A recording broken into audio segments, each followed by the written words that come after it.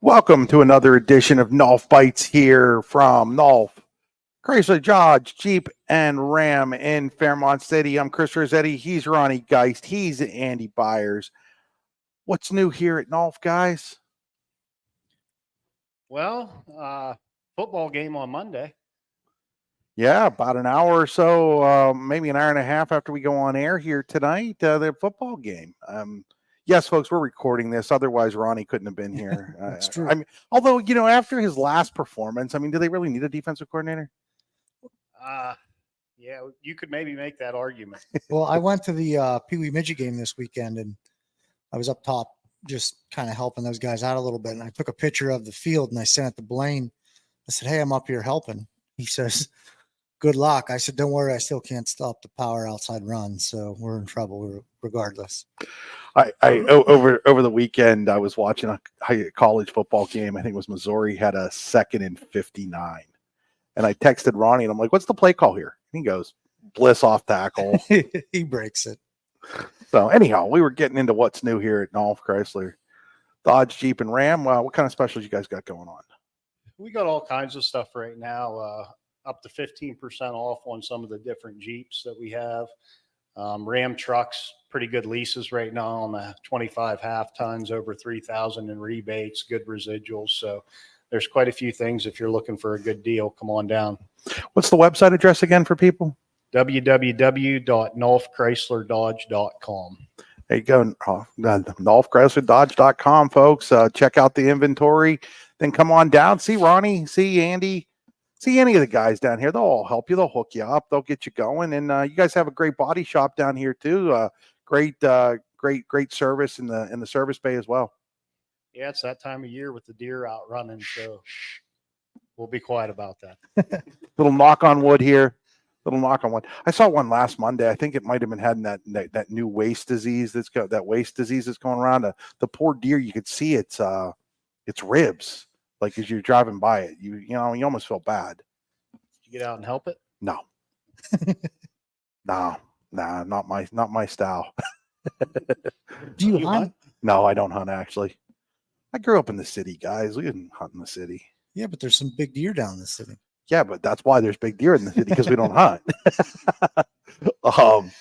You've never felt like coming up here, everyone? Nah, it's not my thing. I'd much rather spend my Saturday morning going to a football game or a basketball game or something like that. Yeah. It's just never. My dad didn't hunt. That's kind of the way it works. Yeah. My dad didn't hunt, so I didn't hunt. It was one of those things. So. I don't fish either. I'm completely out of place in rural Pennsylvania. I don't fish. I don't hunt. I don't ride 4-wheelers. I guess you could call me a country loser. I've always said that was one of the coolest things about playing sports was my dad only knew the only sport he really knows is baseball. So I wrestled, I played football, ran a little bit of track. He just came and, good job, guy. He was real laid back about it. So it is weird, He didn't tell you what you did wrong? Oh, 100%. I remember, I don't know, it doesn't exist anymore, but at one time I broke a school record and I come off the field and everyone's, "Oh, congratulations, good job, blah, blah, blah." And I don't know, it was 230 yards in a game or something. And he's like, "Only 230 yards?" I was like, "Yeah, Dad, that's been pretty good for the last 100 years. So, yeah. Why wasn't it 300, Ronnie? Yeah. You think that's what Aiden Bliss's dad tells him? Well, they can't play Red Bank every week. Well, they did it against Brock. Yeah, they do it again. Not against everybody. In a lot of ways, it's not a big deal. Him and Brady Collins go for 200 yards every week. So, it is what it is. Special anniversary for me today. Yeah. 30 years since I covered my very first ever sporting event. Congratulations. Was field hockey. I knew nothing about field hockey. How old were you? Still 18. Wow. You're old. I am old. You couldn't chat GPT that. You had to proofread it. Yeah, and I'm pretty sure the sports editor had to have done something to the story because I was reading it the other day. It was way better than what I should have been writing at 18. I was like, yeah, there's no way this is what the original version of this looked like. Thank God for editors back then. You remember playing fantasy football back then, and you had to wait for the Sunday paper. Yeah, you had to. Well, the Monday paper. Yeah. you had to do all the work yourself. Like you were trying, you had to add up all the numbers yourself. There was no computer to add it up for you. There wasn't even, back in 1990, and we're talking the fall of 94 here, obviously, back in the fall of 1994, the internet didn't even have pictures. I can believe that. I remember getting a pass to go to the library, and you could get on the dial-up internet, but it'd take like 15 minutes to connect, and you weren't allowed in the chat room or anything. Yeah, I remember when I did my orientation, I went to IUP, and I remember doing my orientation. And one of the big things was, we've got these kiosks on campus, and you can send your friend a message from the kiosk across to them on campus. It was email. But nobody had ever, like, those of us of Andy and my, we remember those things. Do you remember any of that, Ronnie? Or it was you kind of like skirted that time. Yeah, I remember the dial up. I remember my parents having dial up, and that. Yeah. That was it CompuServe or something like that? They'd send you discs in the mail. AOL would send you discs in the mail, and you'd get on. It was like a couple bucks to get on, and all of that. What do you think the next 30 years will bring? What do you think of the jump? And even us being able to sit here and do this over the air, I'm fearful that it's going to bring more and more AI, and that scares me a little bit because, I already see like certain news organizations are having AI write their stuff, or they're putting like together a show like ours, but with like AI avatars. And I think as great as AI may be, when you don't, computers do not have, and will never be able to have, the compass of what's morally right and wrong that humans have. And because even if they're programmed, that's all they are. They're programmed to and they may learn and they may do other things, but there's still a basis of being able to decipher what's right, what's wrong, what we should say, what we shouldn't say, that sort of thing. That I don't know if you'll ever be able to get with a computer. We use some AI here. Sure, we all use it because we're small. We can't really compete in some ways to other dealerships. I know there's some programs out there that they'll learn. So as you communicate with them, they're taking, the terminology you're using, the verbs, the adjectives, all the words you use, and then at the end of it, you can tell it, rewrite this using my context. It's pretty interesting. I like it. I use it a lot, but it's definitely something that I think you have to stay on the fringes with. Like you have to. Yeah, I worry. Do you want AI reporting on a presidential debate? I'm just not sure that's where you want it to go. Well, even when you do a Google search now, you notice how it pops up with the AI answer. Yeah. Do you try? Is that right? How do you know? Well, that's the problem. You don't know, and that is the biggest problem in society. Is we're given a lot of information, but we don't know whether the information we're being given is true or not.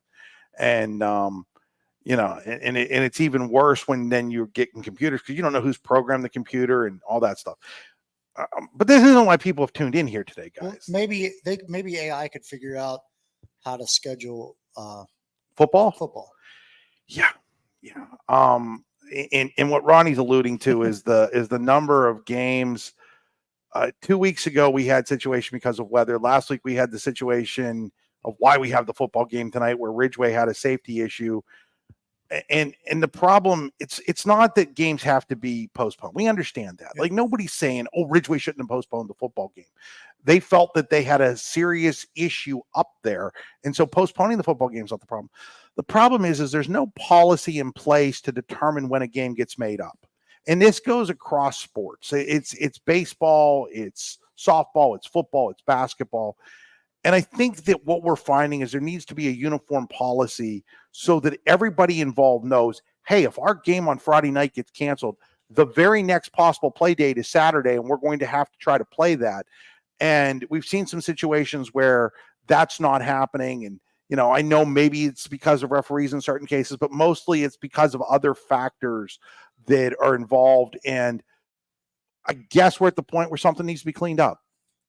Yeah, I mean, my approach on it would be logically if the game is canceled Friday, Saturday, obviously, if the storm hasn't continued, within reason, well, the next logical progression is it's a Saturday game, and then if party A can't play because of whatever other reason, then it's a forfeit. At some point you have to stop kicking the can, so to speak. Yeah, absolutely. And again, I understand that there are reasons and rationales, but again, it's until this year, it hasn't really been an issue in football. It's a bigger issue in the spring than it is in the fall, for sure. But it doesn't change the fact that leaving it up to the schools without any guidelines, so to speak, can lead to issues where schools start to get mad at each other, and that's not good. And so I think just the district, the leagues, whatever, coming up with a certain guideline would be helpful. And that kind of leads me into, what are your thoughts on a team canceling a game on another team? Well, I mean, I guess that's a layered question. I mean, you'd have to go to the reason, I suppose. Are you take the Montauk Clarion game, for instance? I think they cited safety concerns. Yeah, but what does that mean? I don't know. But I mean that's a really broad term, safety concerns, and I'm not saying they didn't have some people out. I'm not sure they had the number of people out that they were claiming they had out. The thing is, within reason, I think if you have the players to play the game, there's no reason you can't play it. I'm sure if you go to each one of them kids and say, well, do you want to cancel the game or do you want to play? 95% of them kids want to play a football game. So, and I'm not sure if I should even say this, but I'm going to. But my understanding is they've left it up to a vote for the kids in that situation. Really? I was a little surprised too. But it is what it is. They had to take the forfeit. But the problem becomes is, why can't you just say, hey, let's throw our two JV teams out yeah, on the field, let them play a Friday night, have some fun under the lights with the band, and let them kids get a little rest. Yeah, the problem becomes is like, okay, so Montauk does it. Well, what would stop, say, Bradford from doing it this week, or even Red Bank? Yeah, Red Bank from doing it 3 weeks from now or whatever. Like I said to the district committee guys that I was talking to about this, I'm not picking on Montauk here, but at what point does it become an epidemic as opposed to just a one-off? And when one team can do it and just take and they're like, well, the punishment's the forfeit. But if a team thinks it's losing anyhow, what difference does it make to them if they're taking the forfeit? Should there be deeper rules involved? Like, should it be like, hey, if you forfeit a game, maybe you get a one-off, but the second time you do it, you're not eligible for the playoffs the following year. Was that a conference game for his players? It was. Okay. All right. So take the opponent out of the equation. What if they cancel against Union? Same thing. Like at what point, like, you can't, I mean, at what point is your football program dying when you have to start canceling games? But also your job as a coach is to protect those kids. So if 3 of my linemen are out and if you've got a football program that can't handle having 3 of your linemen out, then you have to start examining whether or not you should have a football program. If you do not have a second team, then I'm going to seriously start asking, why do you have a football program? Well, like, if you don't have enough kids to have a second team offensive line, then at what point is it that football becomes a dying sport at that school or in that region? And bigger things have to be done. Look, I like football, guys. I'm not trying to pick on football here, but we're seeing this more and more and more where, if 2 guys get hurt, then the football program can't continue and play the next week. Have we really left that? Are we really in a situation where that school should be having a varsity program at that point? It's got to I realize this is a difficult question, right? But it's a question that has to start to be asked. And if we're talking about safety of the kids, is it really safe to have a football program where you're not getting any competition in practice at all? because obviously you're telling me that we don't have a backup offensive line. So if you don't have a backup offensive line, then you obviously don't have a backup defensive line. And so what are we accomplishing other than saying, hey, we're still playing football? Well, you could have the backup offensive line, and I think the fear would be that there's not an understanding of the situation the other team's in. At some point, I, as a coach, have to say, okay, we're calling the dogs off. We're in a 100% agree with that. Yeah. This, we did what what we had to do. We got the mercy roll enforced, but team A is really down. We have to make an adult decision here, not only to help ourselves, but to help their program, because beating that program into submission doesn't help anybody. Go ahead. Let's just use Montauk because they're the name, but say I'm their coach. What stops me from just reaching out to Clarion's head coach and saying, here's the situation we're in. I want to see my kids play a football game. You can understand we're going to bring the team down there, but here's what you might get from us. And if little common courtesy and talk it out a little bit. Like, I don't see why that can't. Yeah, there's no reason that can't be happening. I don't know if it does. It might in certain situations. I'm not going to say that it doesn't. I will say sometimes that teams get too worried about things like we've got to be ready for later in the season. Like beating up on the other team's JV team is going to make a difference, right? And we're not picking on any specific team here. I've seen this over multiple. I mean, again, doing this for 30 years, I've seen this from multiple coaches over multiple times where they don't do it. The other thing that kind of occurred to me was this. At some point, so Warren and McDowell were playing up in District 10, and that was a mismatch of epic proportions. And Montauk and Central Clarion were going to play down here, and that's a mismatch of epic proportions. Do we have to get to the point, because we know what's going on, that if we really do want to save football, we've got to start thinking outside the box and maybe looking at the schedule and putting aside the fact that certain things are a league game and going, you know what, this league game isn't worth actually playing, but what would be worth playing is Cathedral Prep versus Central Clarion and Montauk versus Warren. And those would be competitive games. They would be games that the other team would get something out of, that the players would get something out of. And I realize that's not the way it's always been done. But at what point do we have to change how things have been done because it's no longer working? How do you manage that, though, I guess? Well, I think you manage that at the athletic director level to start with. You start to look at your schedule. Look, the fact that Montauk was in a rebuild mode doesn't come as like, it wasn't like the season started and we were all like, oh my God, Montauk's going to struggle a little bit this year, right? Same thing at Warren. Nobody was going, oh my gosh, they're going to struggle this year. Nobody was going, oh my goodness, I didn't see Central Clarion being great. Oh my goodness, I didn't see Cathedral Prep being really good. So we're too into our own districts, our own leagues, as opposed to looking at things at a much broader level of, is Central Clarion really getting anything out of, let's say, half their games playing in District 9, Region 1? Well, probably not, because you see it at the playoff level. I mean, not to pick on Central Clarion, but how far do they go in the AA playoff bracket? If they had these stronger games, would it prepare them better? Well, correct. And I know the answer will be, well, for scheduling purposes. That is, I hope they go to the state championship this year, by the way. Yeah, no, I think we all do.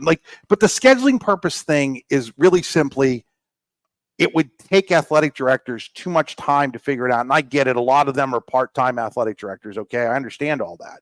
But if we're serious about it, and specifically in the sport of football, because I think this issue becomes greater in football than any other sport, right? Because of the nature of the sport, we're going to have to start looking outside the box, looking at different ways to do things.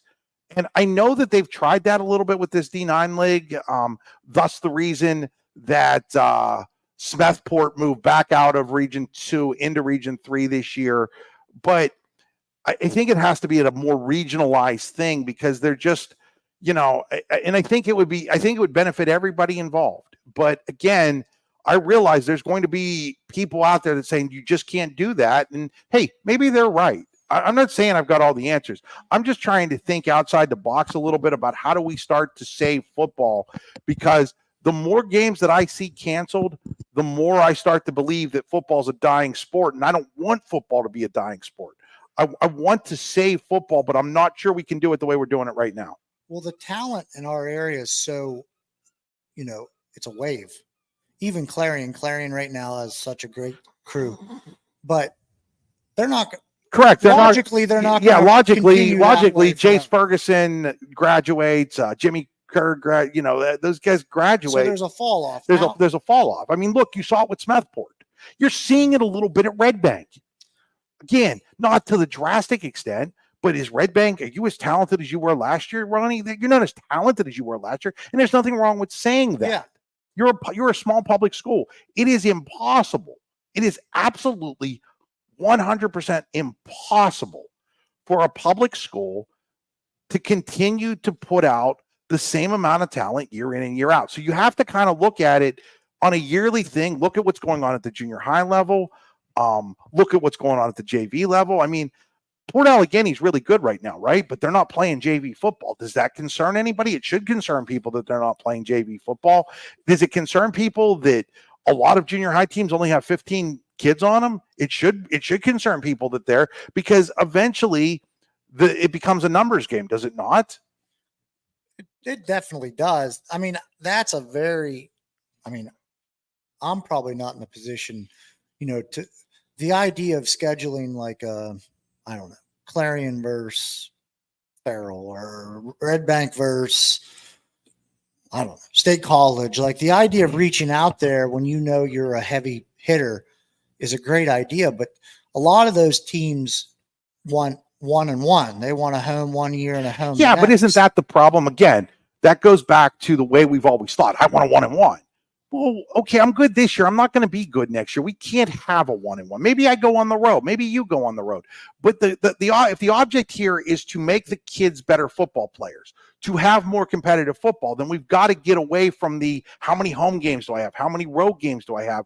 That sort of thing. That's all I'm saying, is that we've got to start looking at this differently than we have in the past.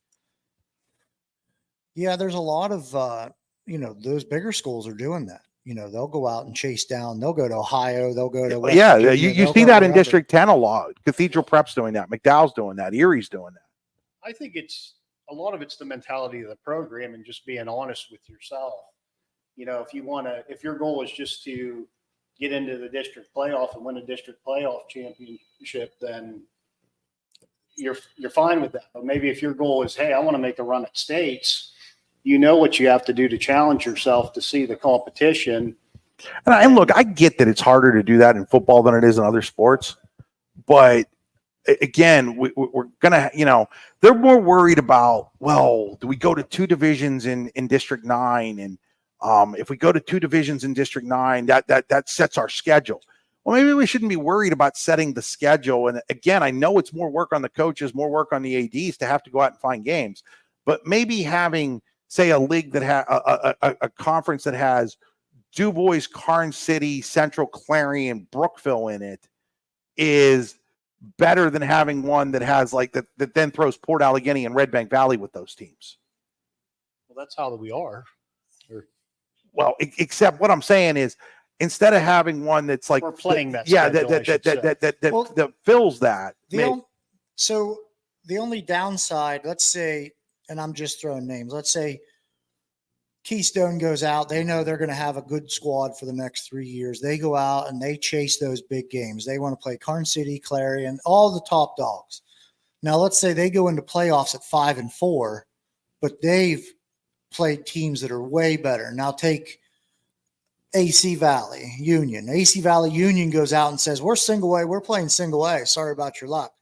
Now, AC Valley could go 9-1 with their one loss coming from Keystone. Yeah. Now they go into the playoffs. Is it right that AC Valley holds that playoff game over Keystone when Keystone was 5-4? Well, see, the great thing about what District 9's doing now is that every sport is being seeded by a committee now. And we have seen this now and I'm going to use girls basketball as the example, where Du Bois Central Catholic has gone out and played a brutal schedule. Like they're going all over Western Pennsylvania and they're playing like bigger schools, better schools, etc. They're not winning all those games. They're going into the playoffs 12-10, 13-9. And then there's maybe a school, and it's been unfortunately the last 2 years for this school, it's been Port Allegheny, where they're playing just the North Tier League schedule, which isn't nearly as strong, and they're finishing 19-3, 18-4. But the committee is looking at it as a whole and going, well, you know what? Du Bois Central Catholic is probably a better program, a better team, because even though their record isn't as good, they're a better team because look at who they've played. Look at how competitive they've been. Another example could be used in volleyball. You know, Clarion goes out and plays a tournament at Wilson. And then, they've got Warren tonight, which has knocked off 2 state-ranked teams, one in 3A, one in single A. They've got Corey, who is ranked second in the state. And so they're playing games. Clarion is probably not the favorite to win in volleyball tonight, okay? They might win, but they're not the favorite to win probably. But a loss to Warren in the eyes of the seating committee isn't going to hurt them because they're challenging themselves, whereas some other team might be playing Union tonight instead. Like they choose to play Union. Let's say Elk County Catholic, and this isn't an actual game, but Elk County Catholic chooses to play Union, who's rebuilding under a first-year head coach who's doing a good job, but it's still a first-year coach rebuilding program. They're not going to take those 2 games, even if Elk would win 3-0 and Clarion would lose 3-0. The way that, having had discussions with the committee, the way that's working now, the committee is going to look more favorably upon Clarion scheduling Warren than Elk County Catholic scheduling somebody who's not as good. And so I think that kind of now takes care. In the old days, you're 100% right, because in the old days, when they were just using a math formula, and this is why I fought for years, and I mean years, against the math formula, was because you can't use a math formula to compare how good a team is. Well, yeah, a lot of times it's, I mean, this week we saw Brockway play Port pretty tough. I mean, a lot of times it's just a matchup situation. This team A could match up better than team B. So the math was definitely, you got extra points for playing a AAA team? Yeah, and you could play the worst AAA team in the who's better right now? Port Allegheny, who is single A, or Bradford, who is 4A? Yeah. And that's the problem when you just give points based on size and things like that.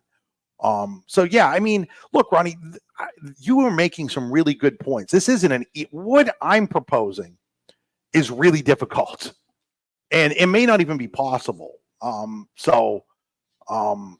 just trying to play a devil's advocate version of it and just say, okay, well, if I take Clarion, that conference, that league that they're in, there's 6 teams in that? 9. So in theory, they can really only pick up 1 extra game. Yeah. So that would make it even tougher. And if you're Coach Eggleton and you pick up a week 10 game, are you really going to drive? Is it smart to jump on a bus and go to out east and play some monster team just to better yourself before the playoffs? Yeah, and the problem is it's a week 10. Maybe if you could do that in week, maybe if that bye week was week 3, you could justify. You can justify it. So maybe the conference should be thinking about giving those teams that bye week in week 10 and week 3 instead of in week 10 like they have, and it then opens up some different things. Again, I'm just trying to think, because I'm looking, and again, we talked about this a couple weeks ago. We were at 24 football teams. They just voted last Monday to have a closing hearing for Sheffield. And so we could be down to 21 teams. And that's just going to continue to go in that direction. And at some point, you don't even have enough teams to play within a district, right? If you're down to 18 teams, and then 2 of those teams are going and playing in District 6, now you've got 16 teams, and now you got 2 8-team divisions. But how good are those 8-team divisions, and how do you look? I hear a lot of people go, well, you got to put Port Allegheny and Red Bank with the big schools.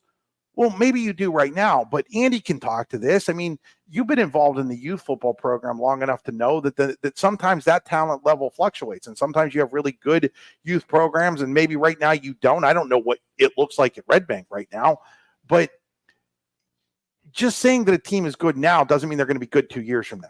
Yeah. I think that Ronnie said it best with you have waves. You know, you look in the youth program. I'll use Braylon Wagner, our quarterback now. When Braylon come up through youth program, you could call about any play, and kid could have probably scored a touchdown, whether he's running the ball, throwing the ball. I mean, you don't have too many Bantam teams where you can have a 7 and 8 year old quarterback that can throw the ball. I don't remember 50, 60, 100 yards a game. That don't happen. And, you know, that's what I know we talked before, like we're a true single A school. We don't co-op with anyone. But for some reason, whether it's just the culture of this town or football's the sport, you know, maybe like wrestling is in Brookville and so on, it seems like we always pull good numbers, but it doesn't mean you always have the same talent pool that a, you know, quad A, 6A school or whatever has. All you got to do is Larry Weiser had losing seasons. You look in basketball, is Greg Heath a dumber coach today than he was when he, you know, like coming off of a 5 or 6 win season like last year than he was when he was winning district titles? I say all the time in youth, I really didn't change a whole lot in all the years I coached youth. And I had years where we went undefeated, and I had years where we didn't win a game. Well, and you know, that does bring into the category the other bigger problem, which is when teams start to have a couple of down years, then everybody wants to get rid of the coach. And every time you change coaches, you change programs. And every time you change programs, a little something is lost, and then you've got to start rebuilding. And as you're rebuilding, maybe it's a couple of bad years, and then you change coaches again. And without any kind of real stability, it becomes a problem. Why has Red Bank been good all these years? Dave Moore, Ed Wazalowski, Blaine Gold. Other than 2 years of Brandon Rapp, those are the 3 coaches they've had for like the last 40 years. Why is Central Clarion good? If you take a look at the Clarion half of that program, Ray Austin, Larry Weiser, Davey Clarion Eggleton. third of that program. Yeah. Yeah. Well, okay. But you have Larry Weiser, other than 1 year of Judd Allen, it's basically been Larry Weiser, Ray Austin, Dave Eggleton for 40 years. And it's no secret that programs that have stability are going to be better. And if you as a parent out there watching this and you want to get rid of your coach because you've had a down year, might want to take a little harder look at what these guys are talking about small schools and cyclical things in terms of talent. Chances are, and you may not want to hear this, but the kids on the field probably are the bigger reason why you're not winning. And it's not because they're not trying hard. It's not because they don't have the dedication. You just sometimes look. You could put kids just not that good. You could put me at running back at Red Bank, and you could put Ronnie at running back at Red Bank. If I'm at running back at Red Bank, you're going to stink. Okay, I'm terrible. I'm not athletic. Okay, I'll be the first guy to come up and say, you do not want me on your team. You don't want me in your starting lineup. But there are some years that you have me at running back, and there's some years you have Ronnie at running back, and then there's some years where you have Andy, who's probably in between Ronnie and I at running back. I think you have to convince a program that losing's not bad. So I coached junior high for a long time before I coached varsity, and I coached with Hybel, Ruben Carrillo. Like there's some guys there that are knowledgeable people. And I can't remember 1 year that we went above 500 in junior high football. Now, winning was never part of the plan. Me and Hybel used to have a joke on the bus. We spot ourselves 35 points. If we can keep it within 35, we won. But I would preach to the kids like today's a good day to lose. Today's a good day to fail, right? We're going to teach you something new. You're going to fail. We're going to fail 1,000 times. And then when it gets right, it's going to be really right. There's this theory that if you lose, there's nothing to be gained from it. But, you know, in those years of junior high coaching, I can probably name on or call on 2 hands how many times I ever blitzed a linebacker, because I'm teaching a linebacker to play linebacker, not the blitz. Anybody can blitz, right? There's layers to this evolution. I think about that. Rich Rhodes coaches junior high basketball, okay? And we talk about this all the time. And it drives him nuts when a team goes into a zone because you're not learning how to play defense when you're in a zone in junior high basketball. It's not about the W's and the L's. And the same thing goes at the youth level. It shouldn't be about the W's and L's. It should be about the teaching of the game. But too often we get too caught up in winning the cereal bowl than we do in making sure that we've created a sustainable product where people are learning the game. You know, it drives you nuts when you see kids running out of bounds as the clock's running down, right? Because they haven't been taught better. They don't watch. You know, the other part of it is I don't think kids watch sports the way we watch sports. I don't watch sports the way I used to watch sports. So I was down at that Pee Wee midget game, and it was Slippery Rock, right? Slippery Rock guy breaks one up the sidelines, and I'm sitting with one of the assistant coaches up in the booth. Kids take a poor angle, guy scores a touchdown, and we're up there talking. And I said, you know, when you play backyard football and little Timmy catches the ball, you know, as soon as he catches that football, I ain't tackling him. He's way faster than me. So you figure out I got to run for the tree to tackle him. You know, we played football in the backyard. There were big kids. There were little kids. You learned, all right, I'm the only guy that can cover Johnny, but Johnny's 6 foot tall and I'm 5'2". I got to figure this out.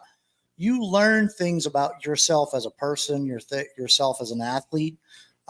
There's a lot to be said about just loving the game.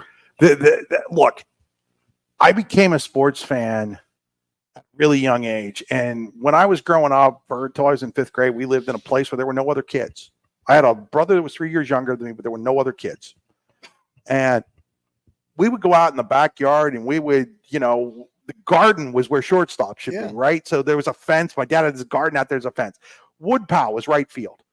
Clubhouse was center field. You know, mom's laundry pole was first base, and etc.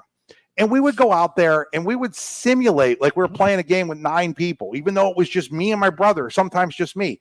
I'd throw the wiffle ball up to myself and hit it.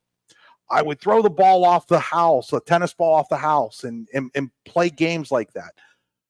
I do think a lot of that's been lost. And again, it's just a generational thing. The video games came up, the cell phones. I mean, we're all on it. Look, all you got to do is take one look at me, and I'm nowhere near as active as I used to be. Okay. Like I've gotten caught into the same thing, but you're right. Because everything is so organized sometimes, you can burn kids out because it's too organized sometimes. You can, and I'm not just talking football, I'm talking, I see this in all the sports, right? You burn people out because it's too organized. You don't learn the nuances of the game because you're not, you know, you're not figuring out, okay, well, I got a ghost runner at second. How do I get that ghost runner out? Yeah. You know, like all those things that were done for generations and generations and generations over the last 20 years, maybe 25 years have sort of gone away. And I think that all lends to certain things. Well, you know, I just said this weekend, but kids will figure it out. It's the parents and the adults that get in the way. If you had 20 kids and you rolled a soccer ball out there, they'd figure out Andy's the goalie. You're going to be, I'll be defense. They'll figure it out. They don't need us. No, they don't need us. All we do is get in the way and step on toes. And I think we kill some of that. It's funny because like I coach youth football and my son plays youth football and his favorite times are the 20 minutes before practice and the half hour after practice. He doesn't care about practice and he cares about playing with his friends. They'll play jackpot or whatever time before and time after. And kind of going back to what Ronnie said about them figuring out, you know, as a youth coach, you can watch them kids playing and that's when you learn who your athletic kids are too. You know, you get out and you try to put them on the field and put them under some structure and they kind of clam up. But when they're just out there playing with their buddies, you'll see who can catch the ball. You can see who can run and juke. You can see who can throw. I think one of the things that drives me the most nuts now is you go to these games. And remember in the old days, little kids would be at high school football games, throwing the football around behind the end zone and all that. Don't get me started. And now it's like every game. Parents must have their kids in such position, and you cannot be throwing the football out there and all this other garbage. And that's what it is. And I don't care if anybody hates me for saying garbage. It is garbage, and it will always be garbage that we have basically taken high school football and have acted like people are going to an NFL game now. There's these schools that are making kids buy their tickets in advance. You can't go with somebody who's not from your school. And they all use it's a safety thing. Bull crap. it's a safety thing. This is about the fact that we have adults that are way too forgetting what it was like to be a kid. Like when you walk through the doors and they're like, put that football away, take it back to your car. Kids can't carry. Yeah, it's just it's stupid. It's dumb.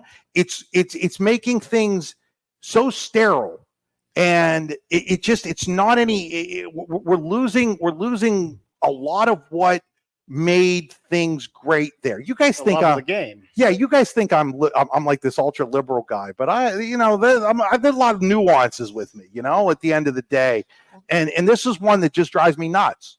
Safety is an easy thing to hide behind. It is. Right. It's very easy to hide behind.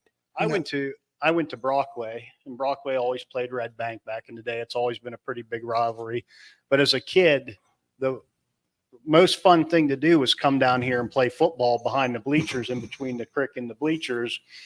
Pickup game between Brockway kids, Red Bank kids, and they've taken that away down here. So I don't know. Maybe it is safety liability, but like you said, but somehow or other it wasn't safety and liability in the 80s and 90s. No, and it was a different time. No internet. Internet ruined everything. Yeah, internet ruined everything because things happened back when we were growing up. People just didn't know they were happening. No Snapchat. You couldn't record anything. Yeah. It didn't ruin our show. Our show's better because of the internet. It is. Our show is better because of the internet. Guys, we didn't really get into much football. I mean, I guess we got into football. We just didn't get into it. But then again, this show isn't about breaking down games, is it? No, not we, really. We don't really break down stuff. Anybody watch the Steeler game? Or was I the lone wolf out there watching the Steeler game? We had practice because we play. I watched it there. Did you really need another practice? Have you ever met Blaine before a game? That's not what I asked. I asked if you really needed another practice, Blade. We'll find out tonight. Yeah, if we win. It will all because you practiced an extra day. Instead of letting those kids watch the Steeler game. Yeah. I mean, the Steeler game was at 4:35. Couldn't you have practiced from 1 to 3 and then maybe watch the game as a team? This goes back to some of what I'm just talking about, guys. Like, wouldn't it have been cool to have an outing yesterday with the team, kind of maybe a team bonding thing where you guys had practice and then you all gathered around? I don't know if Joe's is open on Sunday. Maybe get some pizzas from Joe's and sit there and watch the Steeler game. And then you could. Are you taking notes, Blaine? Yeah, and then you guys could have talked about what was going on. Well, yeah, but then someone's dad would have been in there and said, "Those guys lost to Ridgeway, and I saw them in there eating pizza." Who cares? When you start worrying about that kind of stuff, then you lose what you're there for. Seriously, stop worrying about that. Ronnie, what's the worst they're going to do? They're going to fire you as a high school football coach. You know what? Come and do broadcasts with me then. It's you're getting them for free now. Yeah, I'm getting them for free now. I'll even pay you to do that. I mean, it's not that. I guess I'm just trying to say, sometimes we put a lot more onto it than we should. And you're just giving me an example. And I'm not, I mean, look, I'm sure Ridgeway did the same thing. I'm not saying that that's or other people would do this. So I'm not picking on Blaine and you guys. I'm just saying, it's to me, we can over practice sometimes. We can over analyze. We can overthink things. Yes, keep it simple, stupid sometimes is the best policy. I agree. I'll give you a good example. My son played, a freshman on the year they went to the state championship game. And we practiced that year on Thanksgiving. And I was a parent that said, why are we practicing on Thanksgiving? Now he's been fortunate. He's always been on these good teams. And, I get what you're saying, but at the same time, it's them teams that are out there doing that are the ones succeeding. Yeah, but they're not succeeding because they're practicing on Thanksgiving Day. They're succeeding because they've done all the stuff leading up to that. But part of that is practice. That's just a small snapshot. I feel of that. Yeah, that one extra day of practice or that one isn't really going to make the biggest. I know coaches don't like to hear that, but been around long enough to know that that's the case. It just isn't. It really isn't. It really isn't the difference. And I know that's hard for coaches to see, but you actually probably end up maybe losing more kids when kids get mad, parents get mad, all that stuff, and it's probably not worth it just to is it okay to have maybe a half-hour walkthrough to just remind kids what they're supposed to be doing that day? Sure, probably, just to make sure that everybody, but specifically on something like Thanksgiving. Thanksgiving is a family holiday. We're still only talking high school I guess kids. I should tell a little bit more. Not only do they have practice, they do a walkthrough, and then they put on a Thanksgiving breakfast dinner for all the kids and stuff down there too. So what happens if a kid goes out of town for Thanksgiving? Well, I don't think anybody's going to be penalized for that. I think it's more of there are kids that don't have the families that absolutely, and that's a big deal. And that's what I'm saying about yesterday. Practice, okay, fine, practice. Take that as an opportunity to then watch a professional football game. I'm going to guess that probably 80% of those kids are Steeler fans, at least. Yeah. And give them and now you're going to get to watch it as a team, and you guys can talk back and forth about even maybe what you're seeing going on in a professional football game. Use it as a team bonding exercise. Use it as a teaching exercise. Just, again, I'm just thinking outside the box. That's all. We use that now, since we're talking about Thanksgiving. Blaine does a really good job of letting the kids understand, part of this is, we have some things we want to clear up and all that. If you can't be here, we understand it is what it is. But also, not a lot of teams get to practice on Thanksgiving. If you're practicing on Thanksgiving, that's a special moment. And that's a moment that they'll have the rest of their life, right? And, Blaine does a lot of good things that behind the scenes a lot of people don't see. Like with the Pee Wee Midgets, we have MVPs. The Pee Wee Midgets pick 3 MVPs every game. Those MVPs get to be our sideline, like ball boys / helpers. Pre-games, they help us. Look, I'm not this. I don't want Blaine or anybody to think I'm criticizing Red Bank here. This is more of a general thing. Yeah. And I think that specifically in terms of Blaine Gold, he does some really, really good things. I know that enough to know. And I think a lot of programs do these types of things behind the scenes. Well, I think it maybe what you're getting at bigger picture is like there was a time where you'd never even think about practicing on a Sunday across the board. Yeah. But it's like as the competitiveness grows and things change, then it's accepted or we have to. And it's not just Sundays, it's holidays or it's Saturday night. There's kind of like there's no boundaries. It seems like it comes down to like football. For when I played football, it was a seasonal thing. Now it's an all year round. If you're practicing on Sunday, what day didn't you practice? Did you practice Saturday? No. Okay, because you got to have a day off still. Yeah, and it wasn't a practice; it was literally just a walkthrough. But I mean, you're still making them. But come. they were all Friday and Saturday. Yeah. So it wasn't. Yeah. So it's not like, but I mean, but again, take it as an opportunity, like I said, to be able to maybe do some other things. I always said that with like trips. It used to drive me nuts that we'd go on a trip with men's basketball, say when I was at the university, to Washington, D.C., and it was just a business trip, and they didn't plan anything in there to get these kids who maybe had never ever have an opportunity to go to Washington, D.C. to see something while they're there. Now I know a lot of people do that, but like those type of things always, I feel like you can still have your team oriented activity, but you can do so by making things maybe a little bit more fun, maybe a little bit more educational with it as well. But guys, we're out of time here today. Good luck, Ronnie, tonight. Monday Night Football. We'll need it. You'll go against. I mean, at least it gave you like 3 more days to pull your hair out over the single wing. Yeah, which is exactly what we did. 2 conference games in 5 days, though. Well, I mean, we're talking about safety issues, and then we're going to play 2 football games in 5 days. So, see, when they start talking safety to me, and then they do stuff like that. Yeah, that's where I think they have to make that. I mean, at the same point in time, shouldn't maybe Keystone, and I don't know who Ridgeway's playing next week. Shouldn't those games maybe have been moved to Saturday? It's a trickle effect. When's it stop? Yep.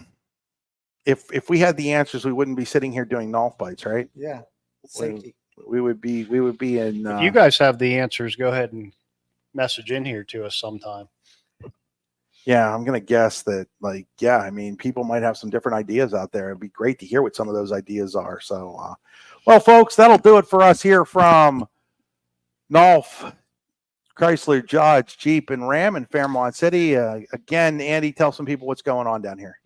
All kinds of stuff. Again, we have Jeeps with over 15% off on them. Good Ram truck leases, over $3,000 in rebates, good residuals. So all kinds of stuff going on right now. Once again, website address, www.nolfchrislerdodge.com. There you go, folks. Till next Monday, this is Chris Rossetti saying good.